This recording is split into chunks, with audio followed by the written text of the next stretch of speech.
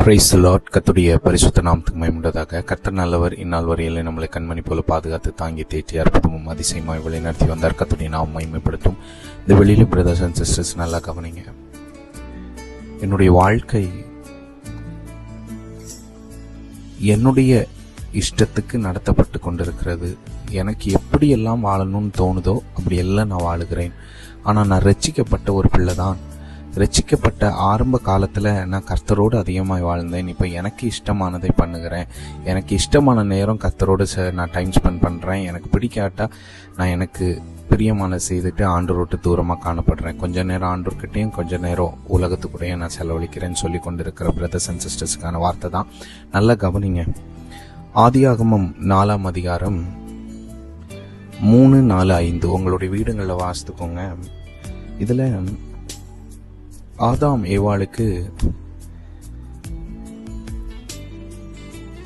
Coin ஆபேலுங்கிற பசங்க பிறக்கிறாங்க.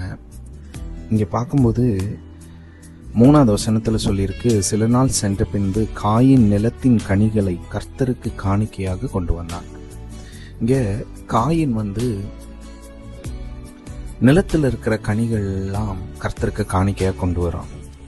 ஆபேலும் தன் மந்தையின் தலையீட்டுகளிலும் அவைகளில் கொழுமையானவைகளிலும் சிலவற்றை கொண்டு வந்தான். ஆபேலையும் அவன் காணிக்கையும் கர்த்தர் அங்கீகரித்தார். காயினையும் அவன் காணிக்கையையும் அவர் அங்கீகரிக்கவில்லை. ஒரு விஷயத்தை நல்லா புரிஞ்சுக்கணும்.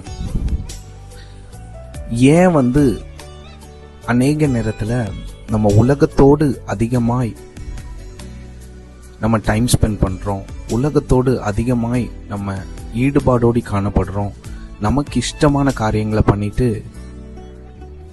நமக்கு இஷ்டமான வாழ்க்கையை வாழ்ந்துட்டு நம்ம நேரங்கள்லாம் நமக்கு இஷ்டமானபடி செலவழிச்சிட்டு கடைசி இங்கே காயின் மிகவும் எரிச்சல் உண்டாகி அவன் முகநாடி வேறுபட்டதுன்னு 5ஆவது வசனத்தில் வாசிக்கிறோம். அநேக நேரத்தில் நம்ம எரிச்சலோடி காணப்படுறோம்ல. ஆண்டவர் எனக்கு என்ன செஞ்சார், ஆண்டவர் எனக்கு ஒன்றுமே பண்ணலையே, நான் ரட்சிக்கப்பட்டு இவ்வளோ காலத்தில் ஆண்டவர் எனக்கு என்னதான் செஞ்சிட்டாருன்னு நம்ம அவர் மேலே எரிச்சல் படுறோம்ல. அது பிரயோஜனமே இல்லை.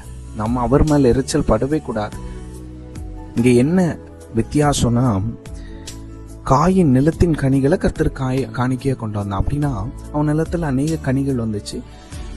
அந்த கனிகளில் கொஞ்சத்தை கொண்டு வந்து அப்படியே கொடுத்தான். ஆனால் ஆபேல் தன் மந்தையின் தலையீட்டு அப்படின்னா பெஸ்டானதை கொடுத்தான்.